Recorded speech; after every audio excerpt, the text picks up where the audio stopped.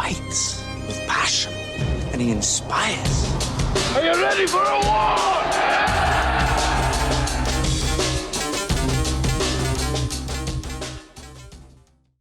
All right, welcome back to From A to Arbitration. Tuesday edition, we're going to call this the boredom edition, all right? Because my wife is out of town. When she's out of town, I get bored. We usually just sit on the couch and watch our shows. She's gone away for the week, so I'm bored. And so I'll do an episode tonight. This episode will have no rhyme or reason at all. I'm going to cover a lot of things. Really has no rhyme or reason. Like I said, it's just I'm going to just do a hodgepodge of different things, all right? So, but some of it you'll need a pen and paper because I'm going to give you some step fours and stuff. So you'll need a pen and paper. I'm going to cover a lot of things, like I said, just to keep myself from getting bored. And so tomorrow I've got the Wolf on, James Henry. We're going to go over the CLC slate and tell you about that, and you will be excited. It's a fantastic slate, fresh faces, fresh ideas, new set of eyes on things, and it's going to be a fantastic ticket. Really is. I'm excited about it. Of course, the big topic, the convention. LA is coming up. Hope I see everybody Sunday night at the meet and greet. That always is fun to see everybody that you've been talking to on social media and old friends. That'll be a good time. And but it's on. It is on Sunday. The LA convention. I'm ready for it. And so remember that Wednesday, the day of the nominations, it's Blackout Wednesday. Make sure you get your shirts, CLC shirts, and we're going to wear those Wednesday. Be loud and proud. When we announce the names for nominations, be loud. There's going to be cheering. There's going to be some jeering. And so it's going to be a fun time. Always remember where you're at, though. Always treat it with respect. All right? I know a lot of stuff has gone on social media, both a lot of sides going at each other. Some's gotten ugly, hostile. We will not bring any of that to the convention. All right? That will not happen. And so if you feel like you need to come do all that, don't come, because we will respect this venue. We will respect the people that were around. There are people that have no idea what's going on. They're coming to attend a convention, and you'll treat it with the respect that it's due, okay? Regardless how you feel about whoever, you will treat it with respect. And so if you feel like you need to come and cause some issues, don't come. Stay home. We're going to treat this thing with the respect it's due. You got kids. You got guests. So if you feel like being a clown, go join a circus. We're not going to do that here, all right? So I know a lot of people have been going at each other. Keep that on social media. Don't bring it here. We're not going to do that. So we're going to have a good time. It's going to be a fantastic time. It always is. If it's your first time, you're going to be in awe of the amount of individuals, brothers and sisters, that come to this thing. It is awe-inspiring, truly. And so I can't wait. Can't wait to see everybody. Friend and foe, can't wait to see you. We'll have a good time of it. And then pick up all that other shit afterwards, all right? But we're going to leave it at home this next week. I remember when I got kicked out in Chicago, and I had my documentation. I was showing it to the individual that was kicking me out, saying, hey, I got approval from y'all to be here. Trust me, I wanted to fold some motherfuckers up when that happened. And but out of respect for the setting, I walked out. And so, but I didn't want to. I was hot, son. I was hot. But anyway, yeah, that's not the time or place. And we're going to have a good time of it. Remember the CLC fundraiser, the comedy night? Those tickets on the second show are flying out. So that's encouraging. That's the second show, comedy night. Laugh, celebrate, support the CLC. Wednesday, August 5th. There is nothing on Thursday. I know it slipped out on something that we put out that there was something Thursday. It's only Wednesday. We'll have one show, and immediately after have the second show, okay? 9:30 to 11:30 p.m. Upstairs Comedy Club, 1415 South Los Angeles Street, Los Angeles, California. CLC announcements and celebrations, comedy show starring Dabney Springs, MC and DJ and more, 250 to capacity. Ticket options, VIP booths, 4 booths available, seats up to 6, bottle service included, that's $600 per booth. Front row reserved seats, 16 seats available, that's $75 per seat. General admission, 210 seats available, $65 per seat. And if you go on to concernlettercarriers.com, you'll see the QR code there. Get you a couple of tickets, y'all come on. Spouses are welcome. Somebody reached out to me yesterday and said, hey, can my wife come? Anybody can come. All right, anybody can come. But thank y'all so much for showing the excitement about that. That was extremely encouraging, because when you put something like that on, a lot of people coming to LA have not been there before. They're going to do different things at night. So the fact that y'all take the time out of the week to come and be with us, it's special. It's special. Also, you always know that you can donate by going to concernlettercarriers.com and finding the big yellow button that says donate, and donate there. We will have a mailing. That's going to happen. We're going to have a mailing. Normally, that's something that the incumbents will have, because you got just like the ticket that we're going against. It's all people that have been there for years and years and years, and so they've got money saved up. It's easy for them to put in that money.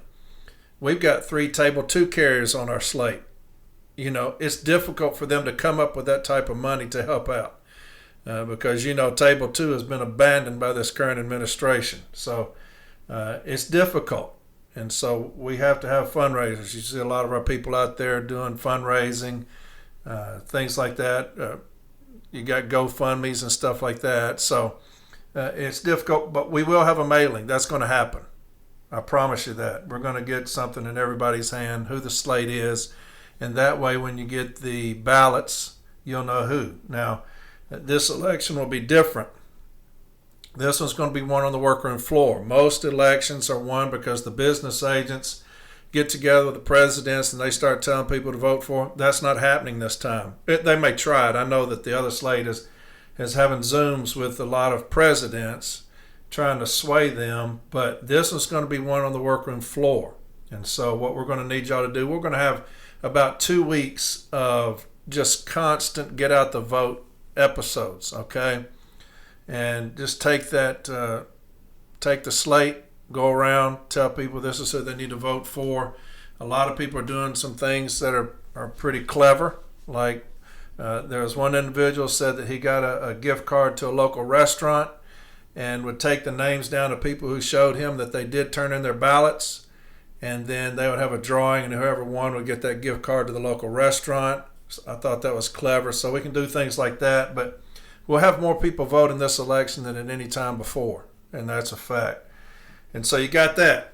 Also, remember this flag experience game. An unforgettable experience, proud tradition. Come onto the field and help hold the American flag during the national anthem. You got the Colts versus the Texans, September 27th. Location, Indianapolis. Be a part of something bigger. And join us for a day of pride, team spirit, and a memory that will last a lifetime. And $100 gets you a ticket to the game, an on-field access, and $10 food credit. And so that's always exciting. Contact for pricing Tim Howe, 260-760-3712, 260-760-3712, and that's Tim Howe, H-O-U-X. All right? So there's a little something there. A lot of things going on next week. You will have the appeals. You'll have all these things going on. Very interesting stuff. One I'm going to keep my eye on. And I talked about this when it happened long ago about the Constitution, where the Executive Council, a lot of those members put their thumb on the scale on this one appeal. And it was by a Mr. Rivera. And it says, here's the letter again. Dear Brother Rivera, this will confirm that you have submitted charges against President Brian Renfro and Executive Vice President Paul Barner under Article 10 of the NELC Constitution. The charges were received at NELC headquarters on April 4, 2025. Please be advised that your charges have been reviewed by the NELC Executive Council. I'll read that again. Please be advised that your charges have been reviewed by the NELC Executive Council. The council has determined. Remember these things when I read the Constitution. And I did this a long time ago, back when this happened. Now, this was in April of last year. The council has determined that the charges fail to allege a neglect of duty or a violation of the NELC Constitution as required by Article 10. The council made the following specific determinations. And then it goes over those things. And that's signed in solidarity, Mac Julian, Assistant Secretary Treasurer, and a courtesy copy to Brian Renfro and Paul Barner. But here's the Constitution. I read it that time and I read it again. This is why this is going to be very interesting, is because this gentleman has filed an appeal. Now, I believe the appeal is based off of this letter. Now, I reached out to the young man to see if he wanted to come in and talk about it. He declined. So I'm going to speculate, which I hate doing. But I'm going to speculate that the appeal is based off of this letter. And here's the Constitution when you're talking about Article 10, removal of officers.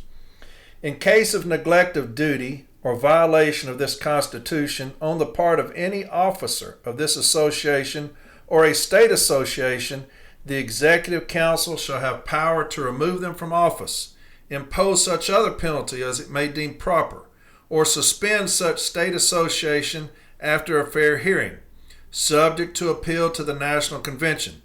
Any member may file with the Executive Council a charge that an officer of the National Association or a state association has been guilty of neglect of duty or violation of this Constitution. Upon the filing of such charge, the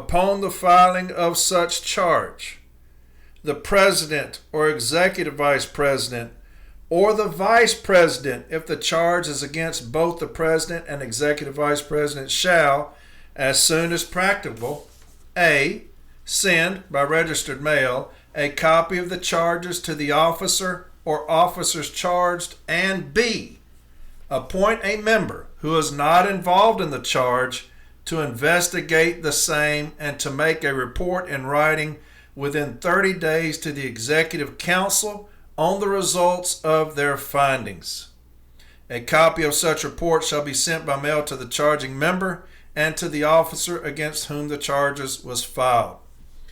Then the Executive Council shall determine whether a substantial charge is presented by the report, and if so, shall direct a hearing thereon before a panel of 3 disinterested members, excluding the investigator. So, here's the 2 things that must happen. I file a charge. In accordance with the Constitution, which is all we have between us and rogue agent, right? We've said that before. I file a charge. There's 2 things that are going to happen. A, send by registered mail a copy of the charges to the officer or officers charged. That would be Brian Renfro and Paul Barner. B, appoint a member who is not involved in the charge to investigate the same and to make a report in writing within 30 days to the Executive Council on the results of their findings. Then the Executive Council shall determine whether a substantial charge is presented by the report. I'm going to read this thing again, the very beginning. Please be advised that your charges have been reviewed by the NELC Executive Council. They kind of got the cart before the horse, didn't they? Because A says you're going to send a registered letter to Renfro and Barner. B says you're going to appoint an investigator. That would be James Henry appointing an investigator, which he did. He appointed Pete Moss. The council has determined that the charges fail to allege a neglect of duty. The council has determined. It's not your job. It's supposed to appoint an investigator. That's the Constitution. What happened was these individuals here, Brian Renfro, Paul Barner, Nicole Ryan, Stephanie Stewart, Dan Toth, Sandy LaMelle, Charlie Hege, Nick Vafiades, Dan Versluis, Steve Lassen, Brian Thompson, Veda Preston, Rick DeCecca, and Bruce Diedrichson put their thumb on the scale. Put their thumb on the scale when it came to enforcing the Constitution. And they put their thumb on the scale of violating the Constitution. And that should be a removable offense. At no time ever can we allow somebody to violate our Constitution like that. That's why I say the most important thing on the slate this time, on the ticket, on the ballot, is integrity. Integrity. You have got to get integrity back to the NELC. You can never put your thumb on the scale because you have a position of influence. I know that there are those that wanted James and I to put our thumb on the scale on a thing that was happening at a branch, calling us all kind of names because we wouldn't. You have a process that must be followed, whether you like the process or not. You can never at any time ever put your thumb on the scale because you feel like you have some form of influence or because the mob mentality tells you to. If you got a process, you follow the process. If you don't like the process, change it. If the Executive Council didn't like the Constitution as it's read, they should have somebody make a resolution to change the Constitution. There are people told me, well, do you know how much it costs? Every time there's a charge, then change the Constitution. If you don't like it, change the Constitution. It's that simple. You can never put your thumb on the scale, and that's exactly what happened with this charge. You had members of the Executive Council put their thumb on the scale to influence members of the Executive Council to violate the Constitution. That should never be acceptable. It can never be acceptable. Here's another thing that I saw, and this is pretty good. It's a USPS OIG audit exposes costly mismanagement. Preventable grievances, excessive overtime, weak oversight, and $437 million in questioned costs. A July 2026 audit by the U.S. Postal Service Office of Inspector General found that low-performing facilities were burdened by unstable leadership, poor communication, strained labor management relations, inefficient operations, and costly grievance activity. The OIG concluded that these problems were more severe at low-performing sites and contributed to higher costs, excessive overtime, delayed transportation, and weaker service. $437 million in questioned costs. The audit found that low-performing processing sites operated roughly 5 to 20% below the national average in several operations. The OIG estimated that reaching the national productivity average could have avoided 8.7 million work hours, equal to about $437 million in questioned fiscal year 2025 costs. $200.8 million in paid grievances. USPS paid 204,593 grievances, totaling approximately $200.8 million in fiscal year 2025. The report found that about 2.2% of filers accounted for nearly 28% of paid grievances and 21% of payouts, or about $41.7 million. Overtime failures cost $32.55 million. The OIG identified 55,025 overtime-related paid grievances, totaling $32.55 million. $14.62 million for employees improperly denied overtime list opportunities, $11.88 million for failures to distribute overtime equitably, and $6.5 million involving local overtime agreement provisions. These payments resulted from management failing to properly administer contractual overtime requirements. Stronger union relations lowered costs. High-performing sites resolved 44% of grievances informally, compared with 24% of low-performing sites. Their average payment was $778 per grievance versus $1,000, a 27% lower cost. The OIG linked the difference to proactive engagement and earlier informal settlements. Now that's funny because what's just happened this year is that management has told, labor has told lower levels, don't resolve anything. Just like JB here in Nashville, they had a very good success rate of resolving cases, not sending many to the DRT. But now his counterpart says labor told me I can't sign any of these, I got to send them up. So you have this stronger union relations, lowered costs, that just shot to shit. Because labor's telling people, send them up. What'd you have that letter I read to y'all the other day? Remember that? What'd the guy say? If you have something signed, don't abide by it. If you have something signed, don't abide by that. Your signature doesn't mean anything. Send those things up. Don't pay those things out if you've signed them. So there's going to be another grievance because you didn't abide by that grievance. And so management never listens. Just never listens. $55.5 million for management details. USPS spent approximately $55.5 million in fiscal year 2024 and fiscal year 2025 travel expenses for temporary management detail assignments. Despite that spending, lower performing facilities continue to struggle. Frequent turnover and reliance on temporary leaders weakened continuity, accountability, and trust. And y'all know I'm blind, right?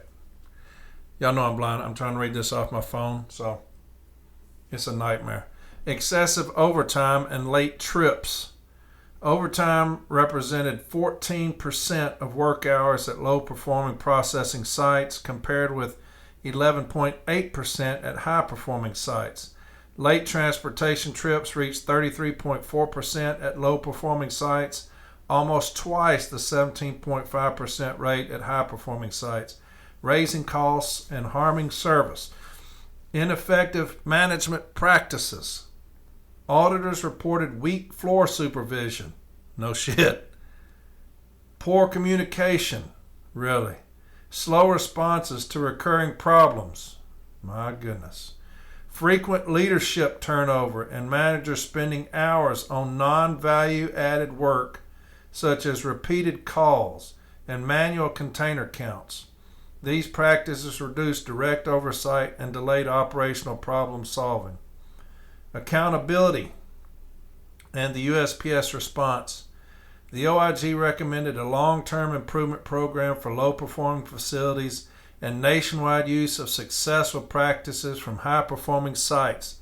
USPS management disputed the findings. Of course they did. Recommendations and $437 million estimate, arguing that regional and structural differences were not fully considered. The OIG stood by its methodology and said the recommendations remain unresolved. So there's your little something about ineptness. Here's another thing somebody sent me, completely bizarre, this thing here. Management wanted them to bring in water, carriers to bring in water, so that they could take pictures of the carriers with the water. They could take pictures of the carriers with the water. I'm going to agree that. We've already talked about taking pictures. But then they had these sign this employee release form. I'm going to read the form. Printed name, title, years of service, department.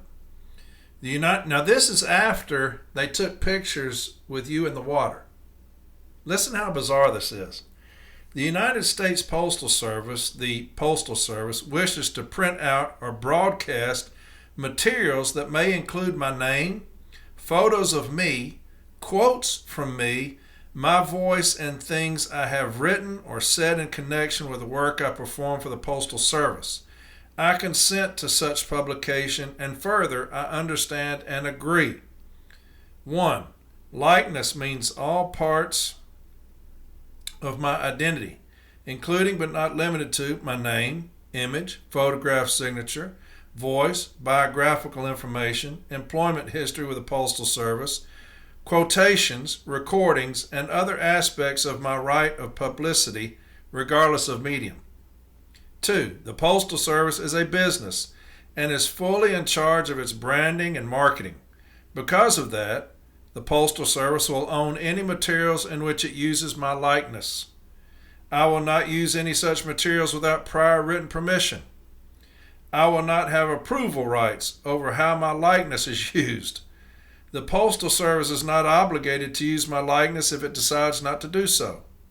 The Postal Service is relying on this release to do business efficiently and cost effectively, and I cannot revoke it once my likeness has been used, including if my employment ends for any reason. However, I can revoke this release for new, future uses of my likeness if I give at least 30 days prior written notice to the Postal Service.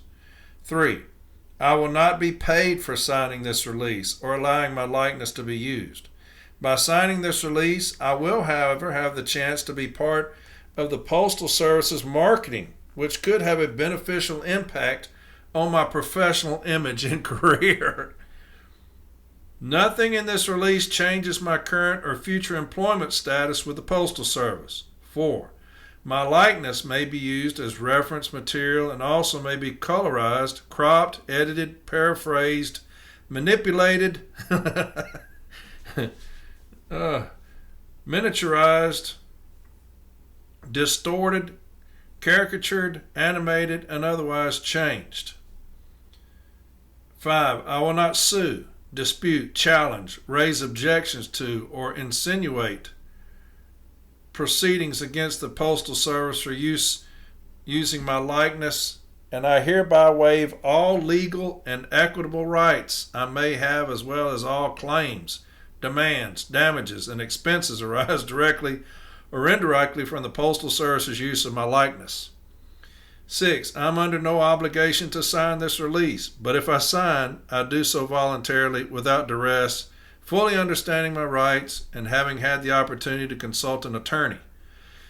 7. This release is binding on and shall benefit the Postal Service, me, and our respective, as applicable, officers, directors, employees, heirs, devices, legatees, legalese, representatives, guardians, conservators, administrators, successors, assigns, agents, transferees, and estates. This writing is so small on my phone, I can't read a damn thing.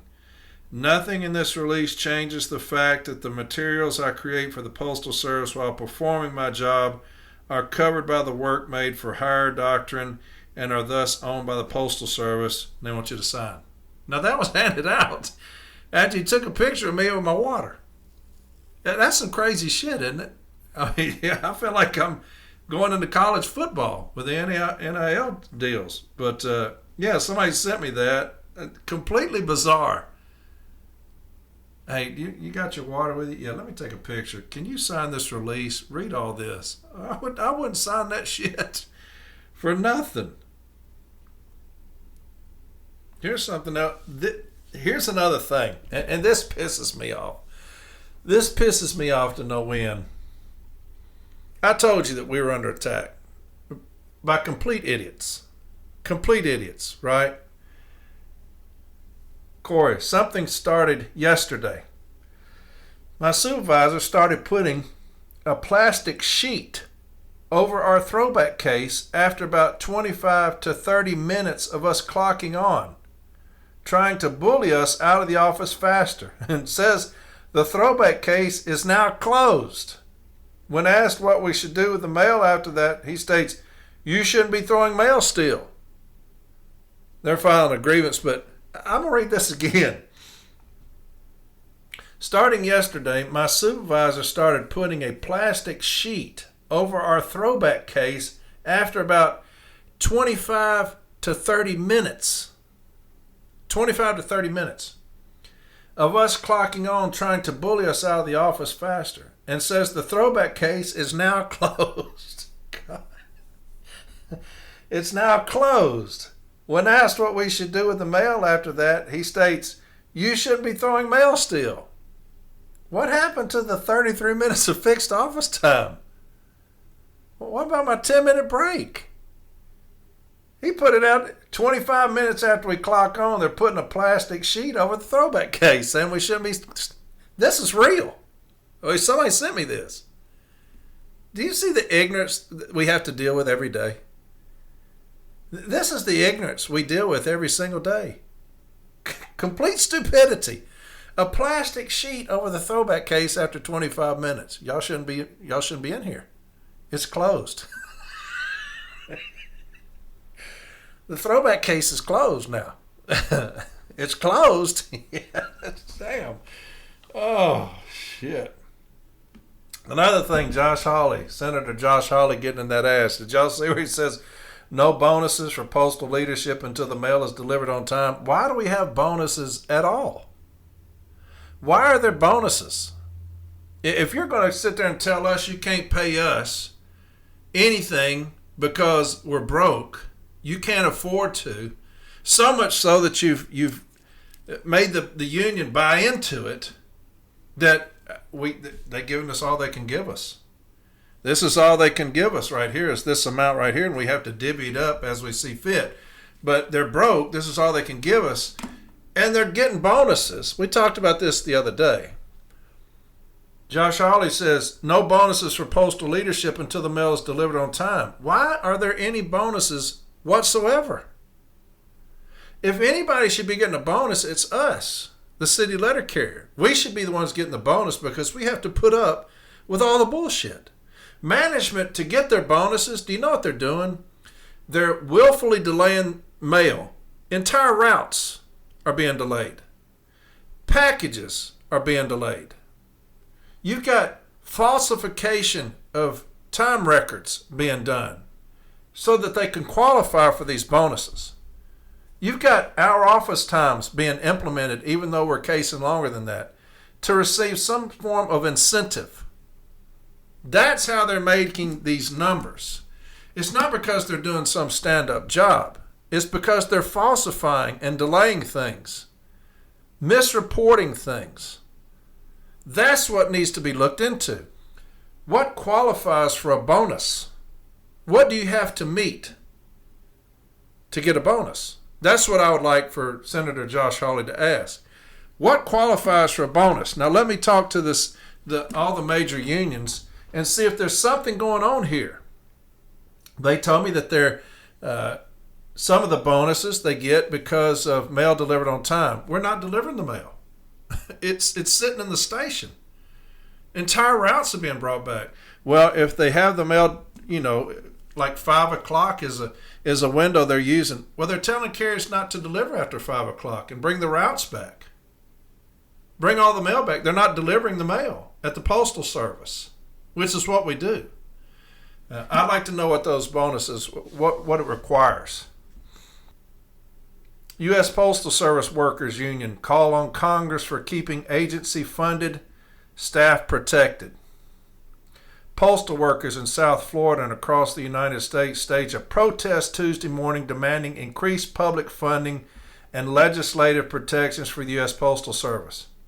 As part of the National Day of Action to protect our post offices, union members gathered at local facilities nationwide and in South Florida to send a direct message to elected officials. Protect our public post offices and fund them. In Miami, members of the American Postal Workers Union, APW, Local 172, joined with labor leaders from South Florida, AFL-CIO.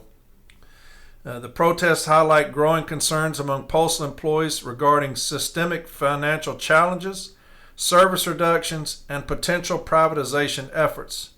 In an interview in March, Postmaster General David Steiner told the Associated Press that the agency will run out of cash within a year unless Congress lifts a decade-old cap and allows it to borrow more money.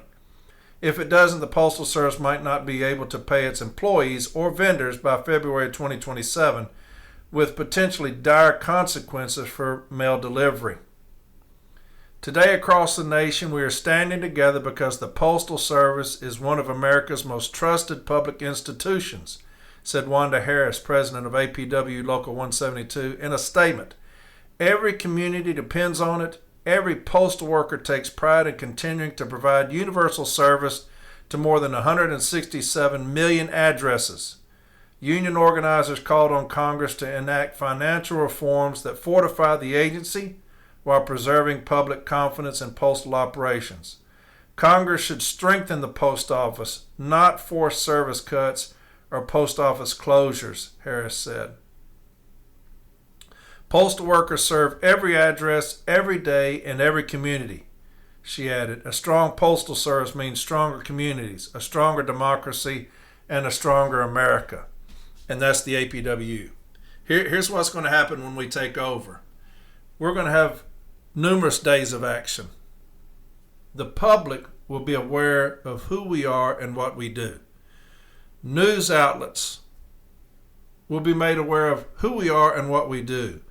If we can get on any television show, we're going to tell people who we are and what we do. We do a horrible job of that.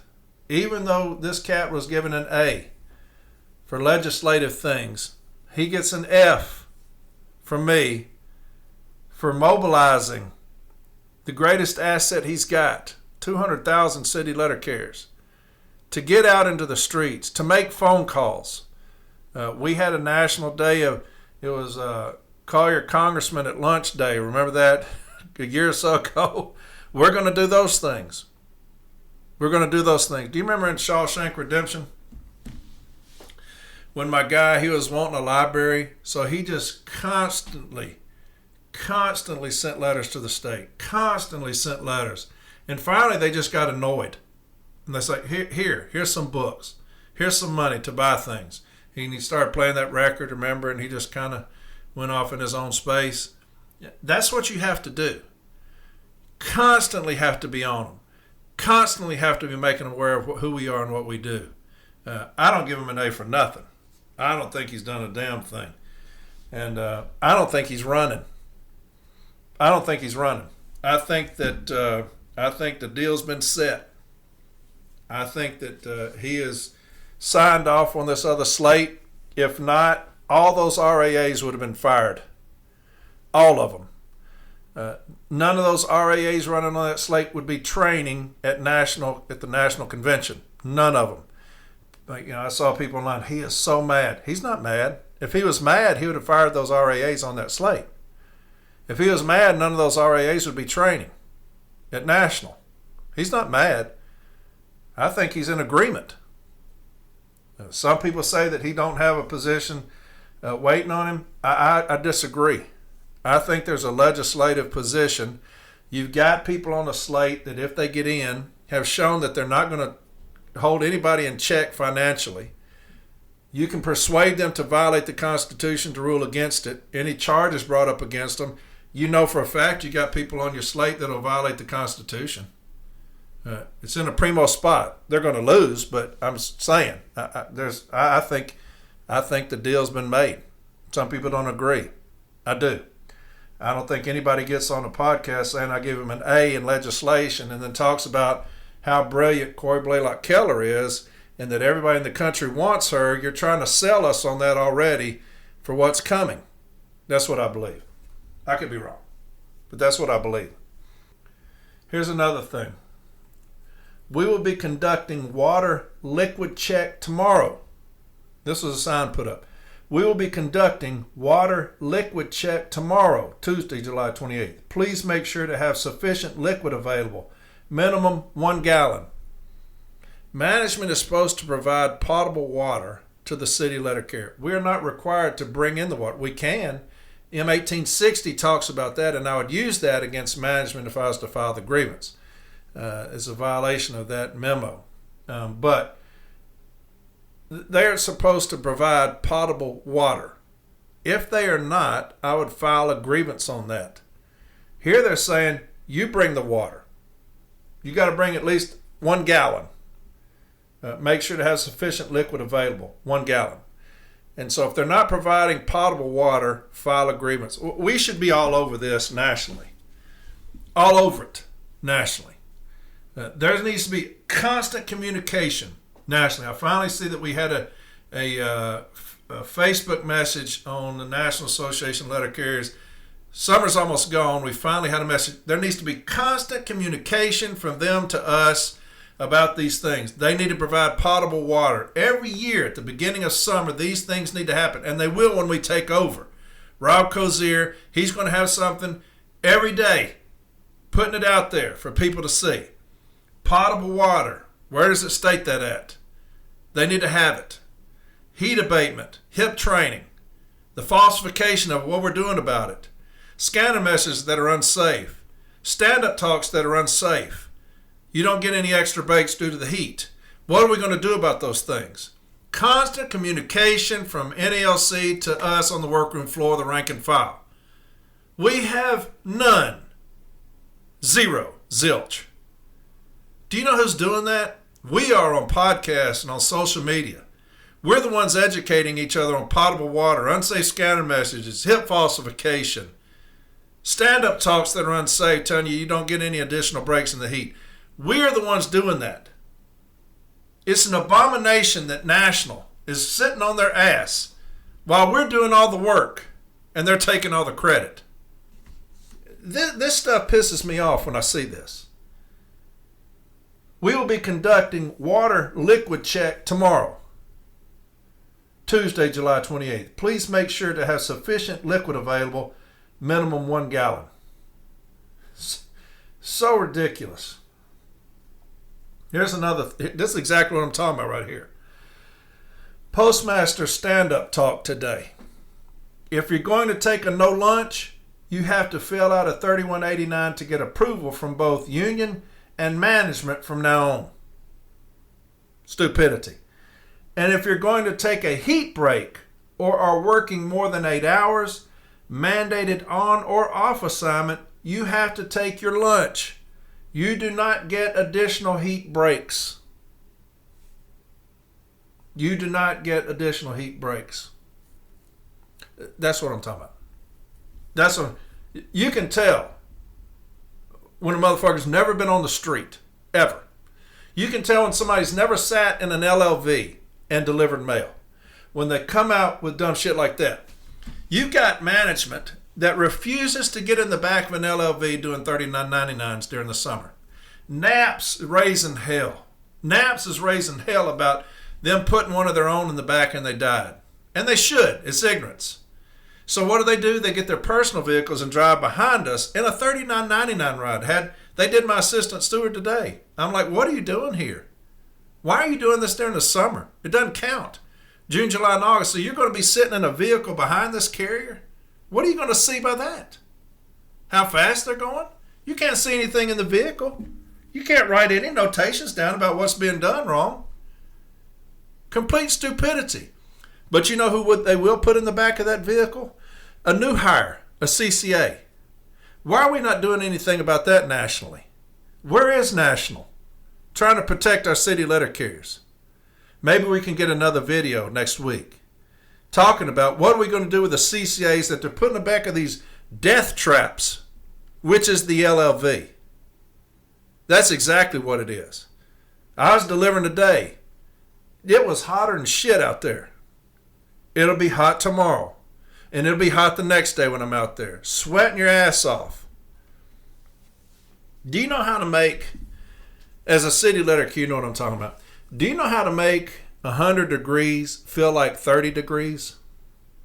Do you? Go sit in a porta-john. Go stand in a porta-john. Go stand in a porta-john, sit on a porta-john for 2 minutes, 3 minutes.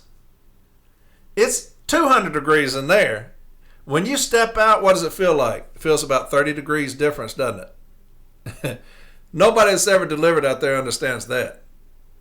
How you make 100 degrees feel like 30.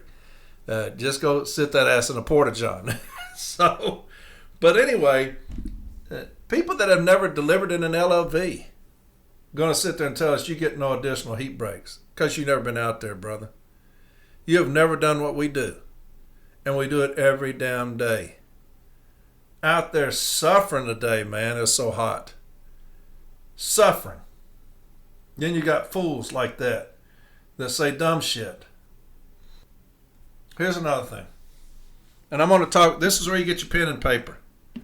Just in case it's happening at your office, somebody sent me this on Discord. A supervisor went walking around today to let carriers know that if they're leaving work 8 clicks early, they won't be able to do so soon because that was a COVID era thing and wasn't necessary anymore. Now they're talking about M1913. Remember when I read that the other day, that agreement they had about the 701 rule and the 5-minute leeway rule? They're talking about 1913. But I'll read that again. A supervisor went walking around today to let carriers know that if they're leaving work 8 clicks early, they won't be able to do so soon because that was a COVID era thing. Now remember that COVID era thing is the 5-minute leeway rule and wasn't necessary anymore. There was no documentation showing when management plans on abruptly stopping the practice, only that they plan on doing so as soon as they can get away with it. I think it may have been for a telecon or an email yesterday, just for an FYI. And I appreciate these. This is how you keep up with what's going on nationally. Just in case, you always talk about being prepared for everything. If something's going on in California, it's probably going to make its way across the country. Here's them talking about they're doing away with the 5-minute leeway rule because it's a COVID era thing. COVID era.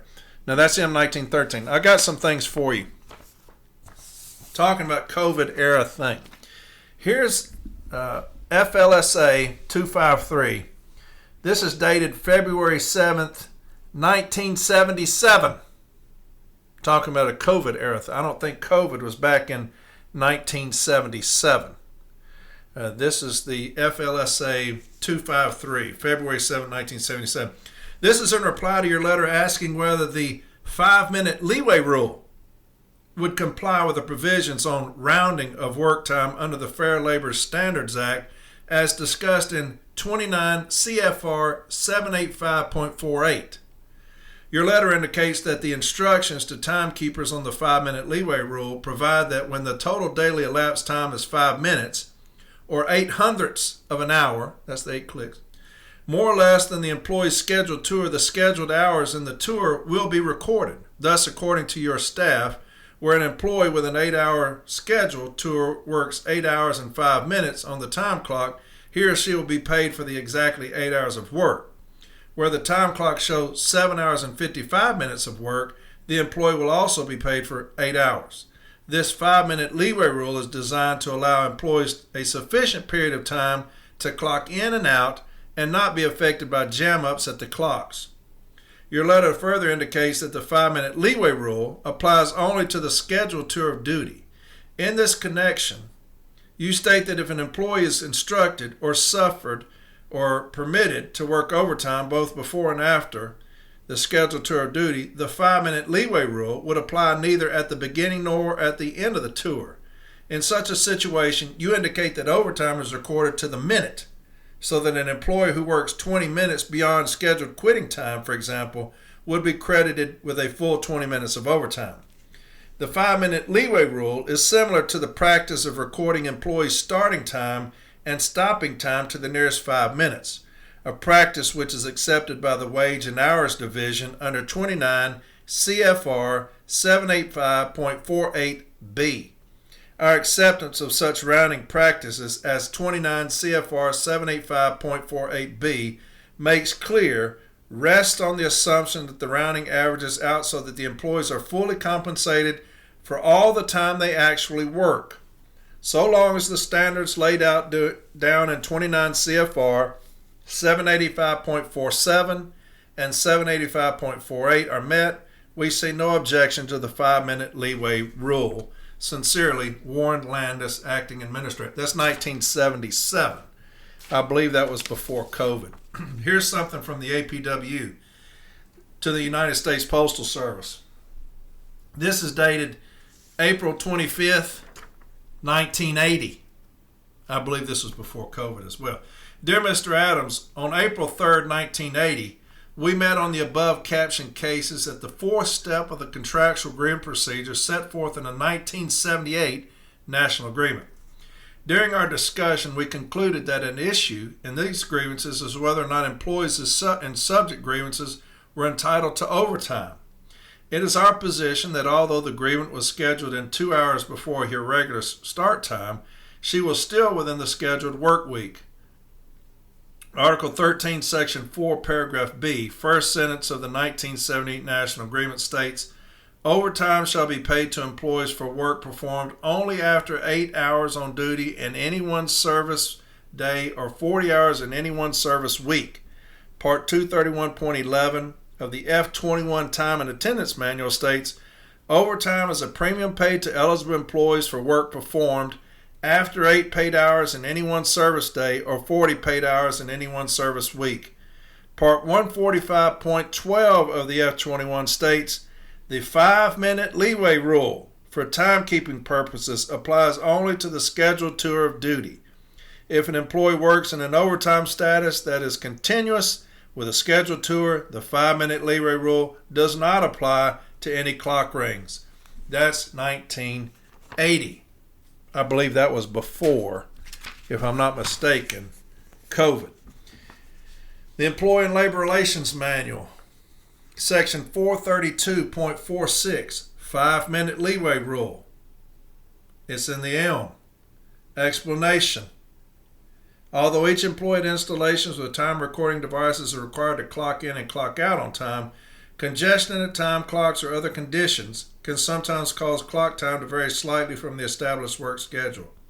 Therefore, a deviation may be allowed from the scheduled time for each clock ring up to 8 clicks, 5 minutes. However, the sum of the deviations for the scheduled tour must not exceed 8 clicks, 5 minutes. That's 432.46 of the ELM. That's pre-COVID. Okay? Also, you got the return to work packet that management hands out to you. The Postal Service attendance policies. Y'all know when they hand that to you every time you're off? The Postal Service attendance policies. If you look on page 3 at the bottom, section 145.12, definition of 5-minute leeway rule. Although each employee is required to clock in and clock out on time, congestion at time clocks or other conditions can sometimes cause clock time to vary slightly from the established work schedule. Therefore, a deviation may be allowed from the scheduled time for each clock ring up to 8 clicks, 5 minutes.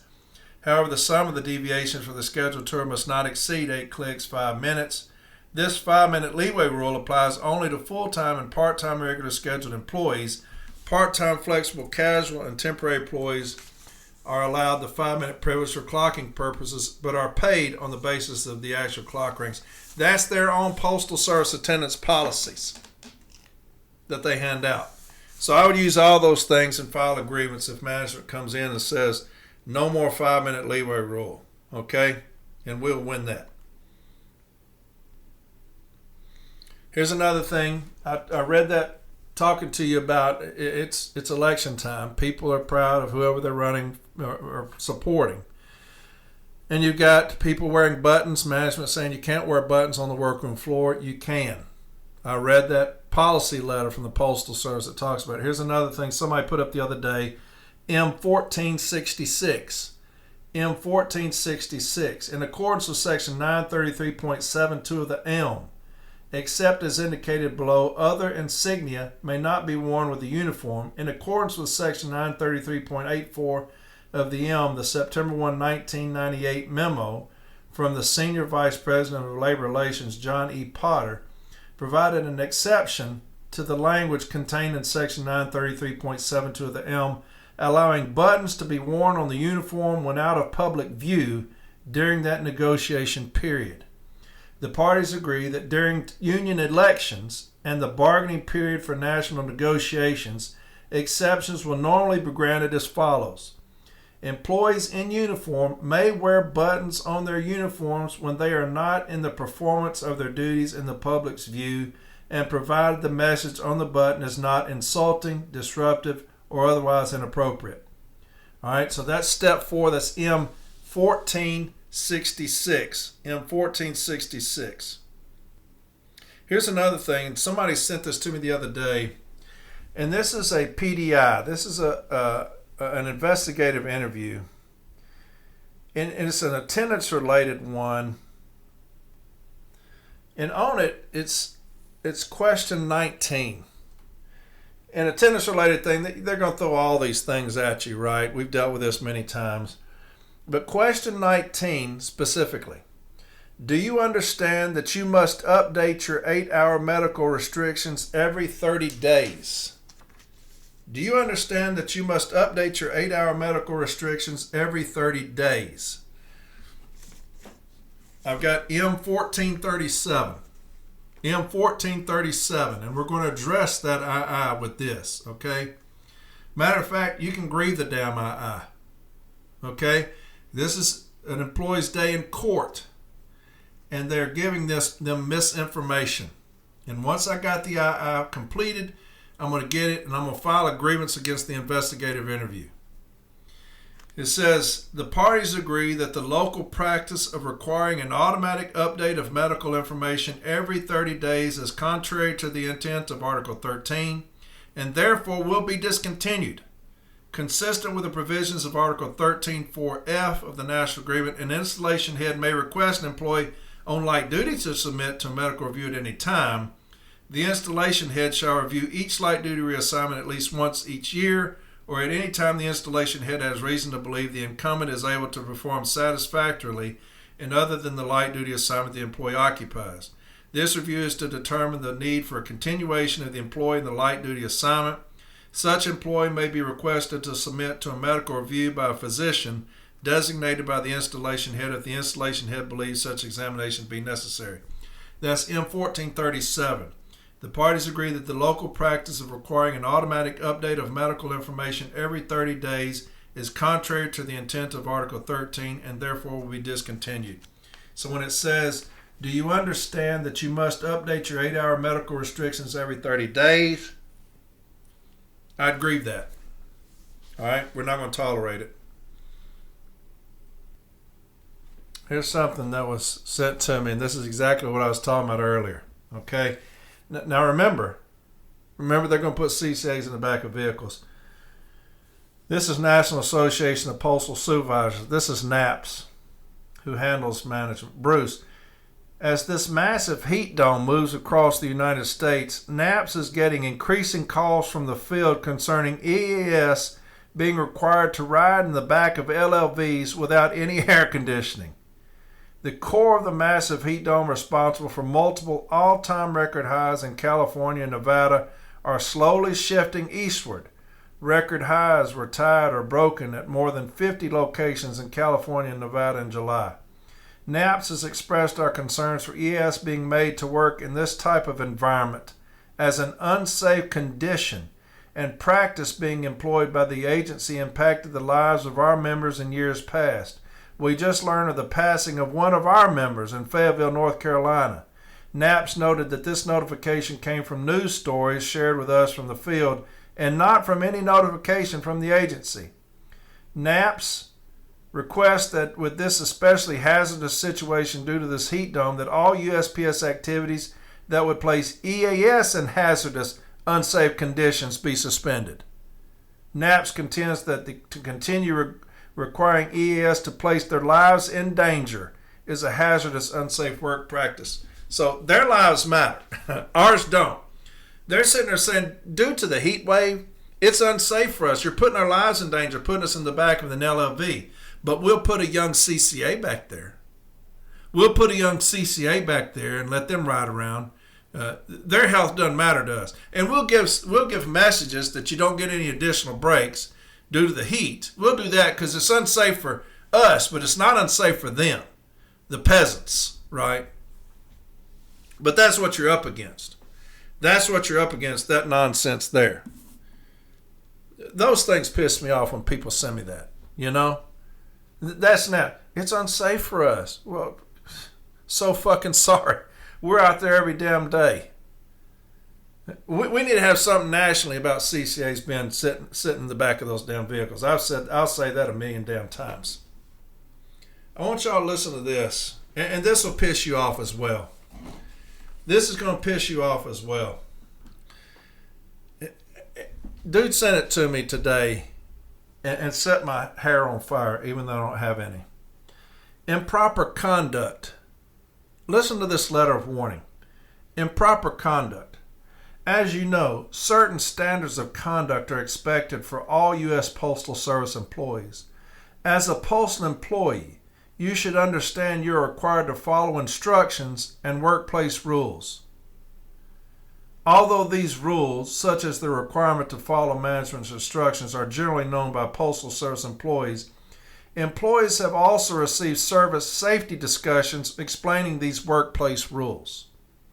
On June 20th of 2026, you were involved in an industrial accident when you got stung by a bee at an MBU box at this street, causing you to get in your vehicle without securing the MBU box, driving away and breaking the door at the MBU box with your vehicle.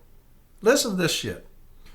On June 23rd, 2026, an investigative interview was held with you, Union Stewart, so-and-so, and myself in attendance. I informed you that you were required to be honest and that your answers would help me determine what, if any, corrective action could be warranted. And he got a letter warning. It doesn't matter what you're going to say. These motherfuckers are going to discipline you. I advised that this action could be up to and including removal from the Postal Service. You confirmed your understanding. Listen to what happened. You stated that you had stopped at this street to deliver mail at the NBU box, and when you opened the box, there was a wasp nest inside, and the wasp started flying at you, trying to sting you. You stated eventually you tried closing the door of the MBU box and moving the vehicle up at the same time, in which the door caught the vehicle, which caused the door to break at the MBU box. Your improper conduct is a serious offense and can result in serious consequences for USPS. Your actions are in violation of the following provisions of the Employee and Labor Relations Manual, Handbook M41 City Carrier Duties and Responsibilities, and Handbook EL 814. What in the fuck is EL 814? To somebody who's never worked at the fucking post office before. Employees are expected to discharge their assigned duties conscientiously and effectively. 665.15. Obedience to orders. Listen to this. 665.16. Behavior and personal habits. Employees are expected to conduct themselves during and outside of work hours in a manner that reflects favorably upon the Postal Service. What the fuck are you talking about? Handbook EL 814, Postal Employees Guide to Safety, Section 2, Occupational Injury Illness. Reporting injuries or illness. If you are injured or become ill from work-related causes, you must report immediately to your supervisor, even if the problem seems minor. What's that got to do with anything? You didn't say you didn't report an accident untimely. What's that got to do with anything? Section 9, mail delivery, hazardous conditions.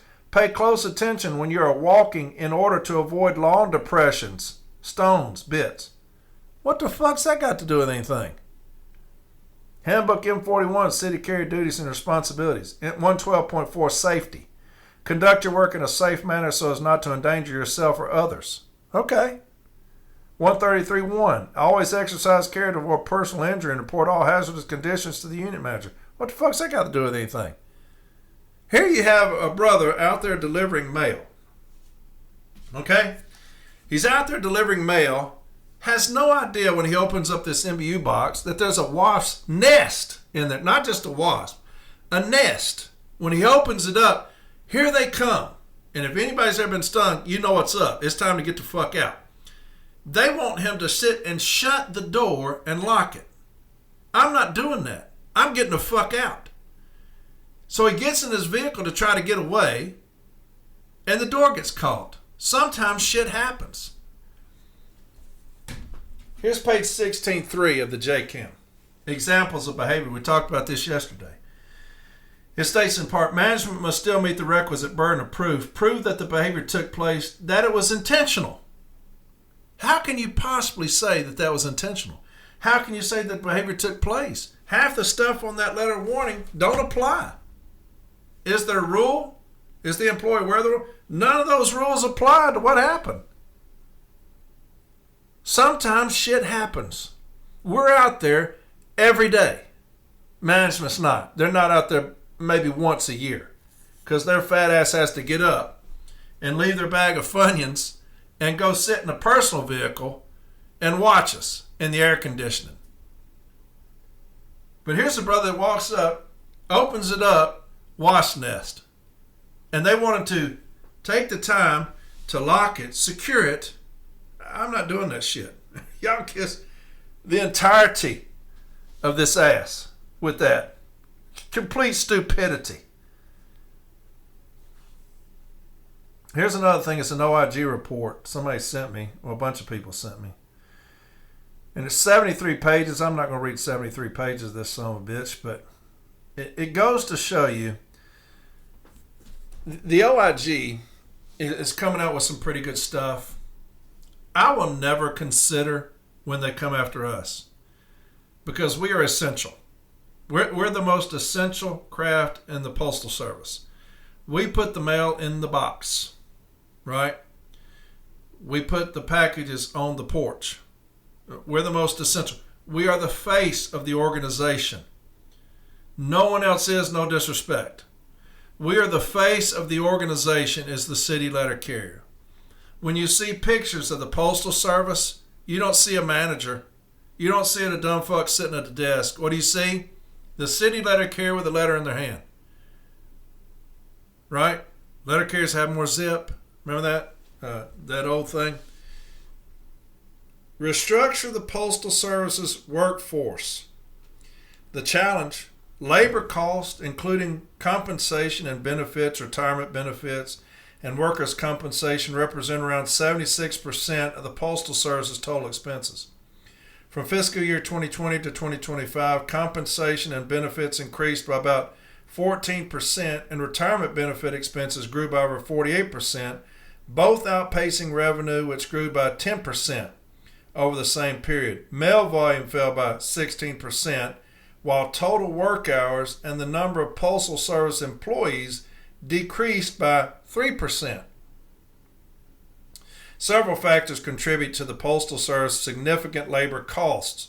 Fulfilling USO mandates such as 6-day delivery and operating a network of more than 30,000 post offices, stations, and branches requires a substantial workforce. Currently over 600,000 employees, regardless of mail volume.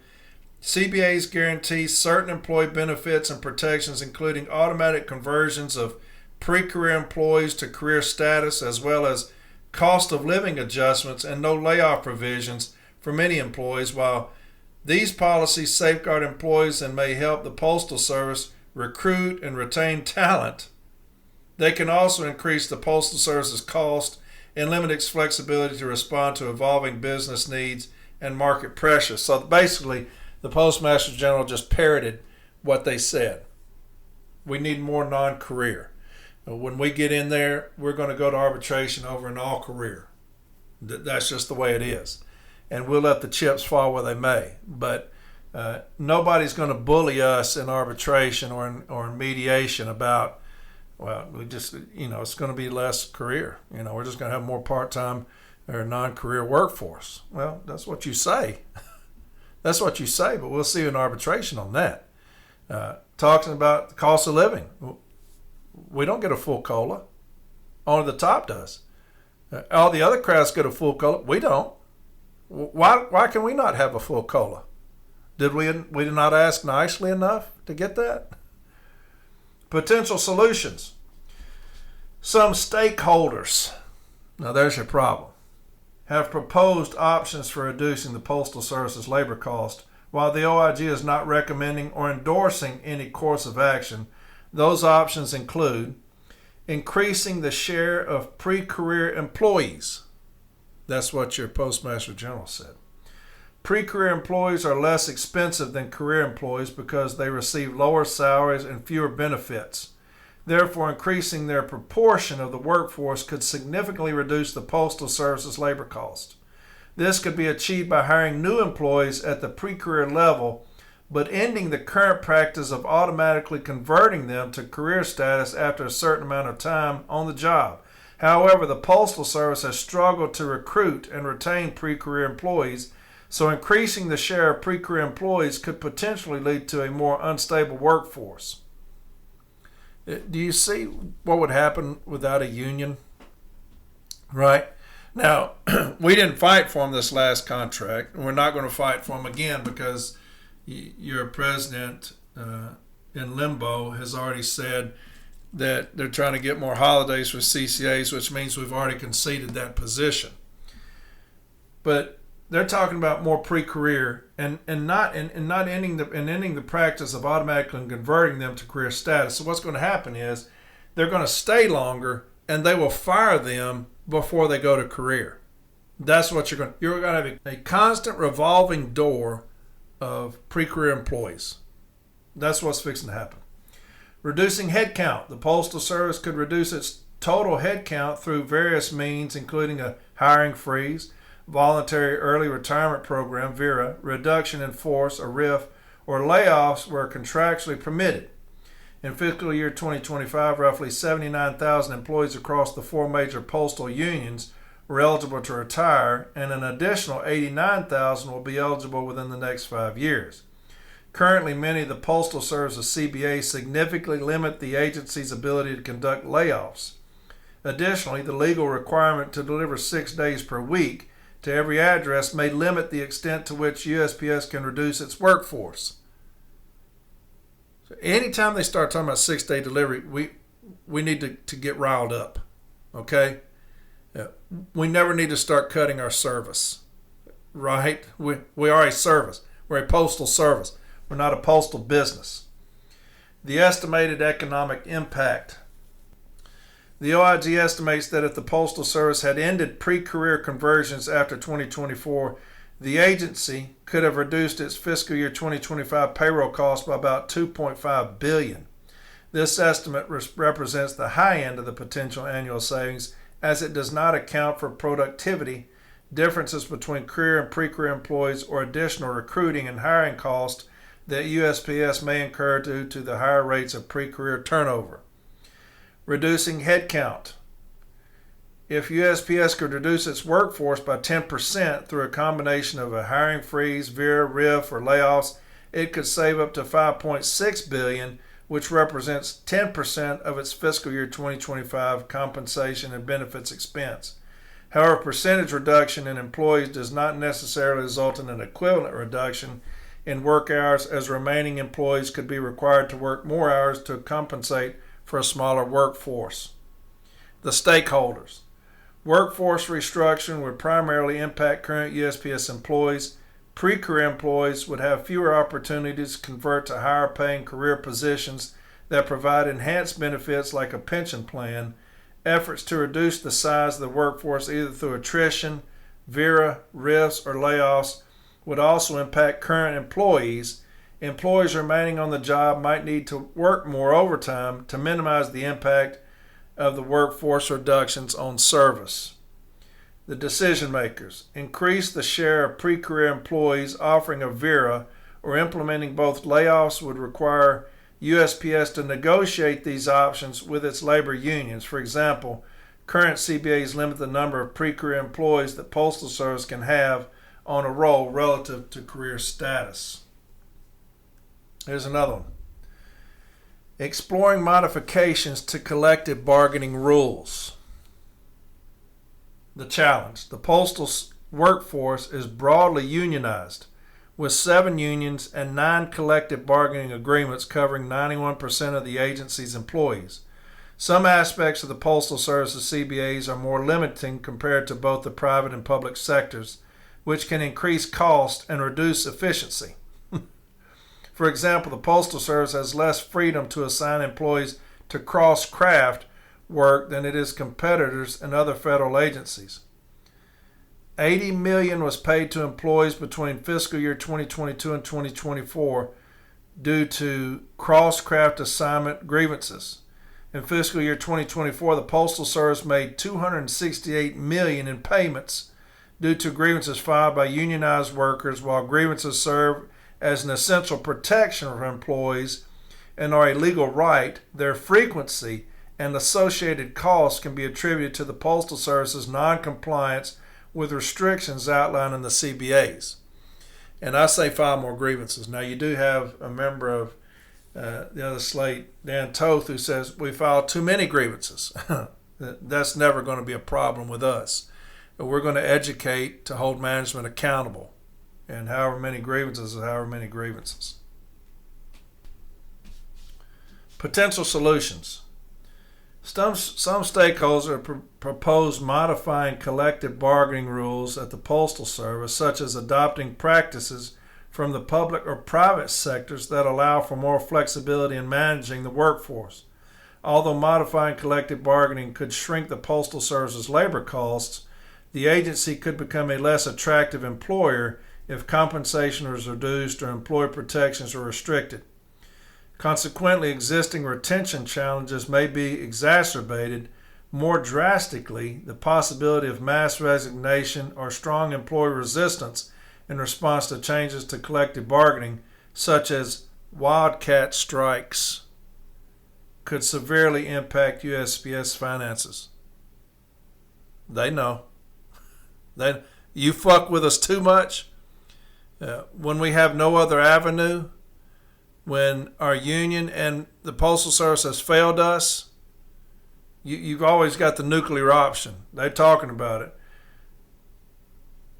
The possibility of mass resignation or strong employee resistance in response to changes to collective bargaining, such as wildcat strikes, could severely impact USPS finances. The following items reflect concepts that have been mentioned in broader policy discussions. The OIG is not recommending or endorsing any course of action which would require careful consideration. Increasing workforce flexibility. Some stakeholders have proposed making it easier for the Postal Service to flexibly manage, and I blotted that out for some reason. One proposal is to remove restrictions that limit assigning work to employees that is outside of their craft. Allowing greater operational flexibility would help USPS optimize its workforce and improve its finances.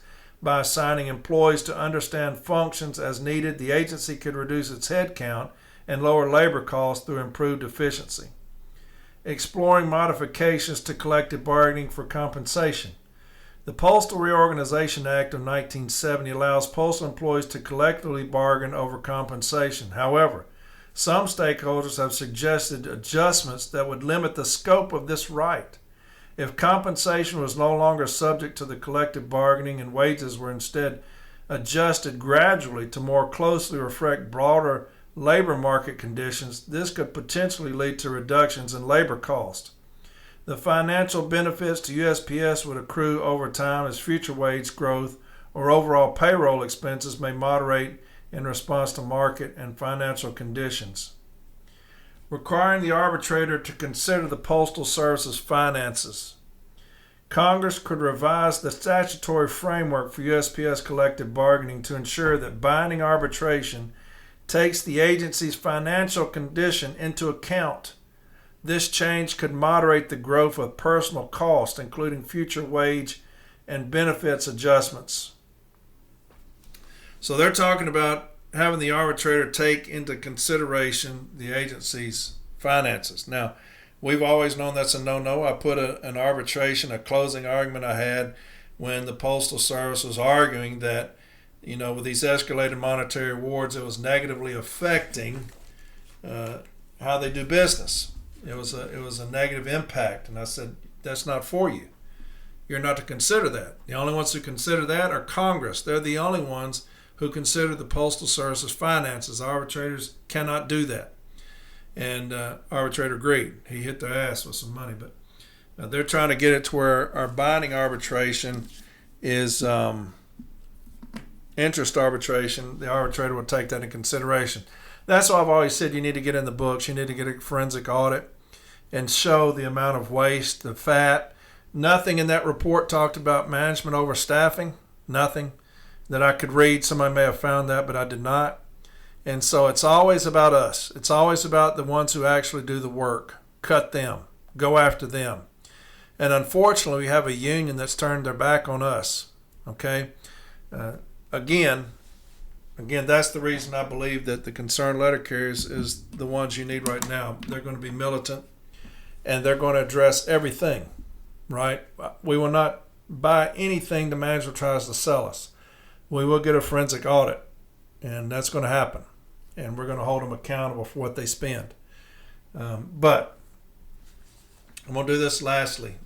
Now, next week during the convention, I will have an episode every night, just like I did last year. And I'll have a lot of members of the Concerned Letter Carriers on. They want to talk to y'all. And so we'll do that. But that will be every night of the week. Next week, we will have an episode. We'll have a live thing that you can watch us live, but it'll also be recorded so that I can put it up. Okay? And that should be entertaining. Remember, the Wolf is on tomorrow. James Henry's going to go over the slate. Got this today in the mail. This is the area and regional update, weathering the conditions. And this is the same lady who wrote the last one I've always read about heat illness prevention. The Postal Service is a constant presence in the communities we serve every day, no matter what is happening outside. Our employees quite simply weather the conditions, whatever they are. Right now, the dog days of summer, a term used since ancient times to describe the hottest weeks of summer, are upon us. This is a good time to remember the importance of our heat illness prevention program, HIP, which provides the resources needed to recognize, prevent, and respond to heat-related illnesses. Staying hydrated, taking appropriate breaks. So at least you didn't say approved breaks, right, or authorized breaks. Staying hydrated, taking appropriate breaks, and knowing the warning signs of heat stress are all important steps in staying safe. This includes looking out for one another. Regularly drinking water or checking on a coworker can go a long way towards preventing a serious situation. Along with summer weather, we are now firmly in hurricane season, which began on June 1. It is critical to stay aware of established preparedness plans as storms approach when they hit and during the recovery phase. Being prepared both at work and at home, updating personal contact information, knowing how to use the employee hotline, and understanding how to navigate the effects of a hurricane are vital. And it goes on, but she has no idea that HIP's being falsified, Surely she has no idea that management is continuing to falsify HIP nationwide. Where are our leaders at on that? Has anybody heard anybody come out and do a video on Facebook about HIP falsification? How they continue to express their concern about HIP. This is the same lady that talked to us last one. Here's the last one. Here in the southern area, rising temperatures come early, which makes our focus on heat illness and injury prevention even more important. Our heat illness prevention program training is vital, as is adherence to all tips provided, such as proper hydration, pacing ourselves throughout the day, and recognizing the signs of heat stress in ourselves and others. Surely she has no idea that HIP's being falsified. I know as the Director of Safety and Health, Rob Cozier, will tell them constantly it's being falsified, and we do that through a national level agreements as well. Things are changing when we take over. Things are changing, right? When I talk about a militant fucking union, that's what I'm talking about. We will be in people's asses. We will be on things, letting people know what's going on with us. We'll be in the streets. We'll be mobilizing the workforce.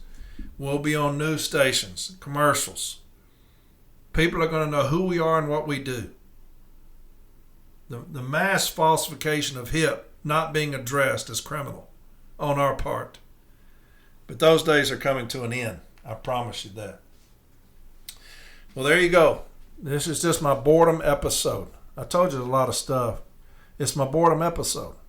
Anytime my wife goes out of town, I'm just going to do an episode a night. That keeps me from crying until she comes back. But she'll be with me next week. Y'all come see us. Okay? Y'all come see us. She loves all this, man. She is fully behind it and fully supportive, and I couldn't thank her enough for that. But I love y'all. Please be careful. Please be careful. You can do all the drinking, hydrating, air conditioning, whatever, and still succumb to this type of heat. Okay? Take breaks as needed in this heat. If you have to leave your route and deviate and go to air conditioning, go. Today was brutal on me, man. There's no telling how much liquid I drank today. Seriously. Had to have been 100 and something ounces. Easy. An entire tray filled with empty bottles. So, and my go-to is body armor. Y'all like body armor? That's my go-to. I can drink that all day, and it helps me. But Yeah, had the old head covered, man, sweat my ass off. Go and pee in a porta john and come out, feel like I need a sweater on. That's the difference at it. But I'll be out there in it tomorrow, and I'll be thinking about you. I love you, Light Blue. I love you very much. And we can't wait to take this thing over, right, and put y'all back in the forefront where y'all belong. Tomorrow, the Wolf, he'll be on. We'll talk about the slate, all right? I love you. Y'all take care now. Have a good day. Bye.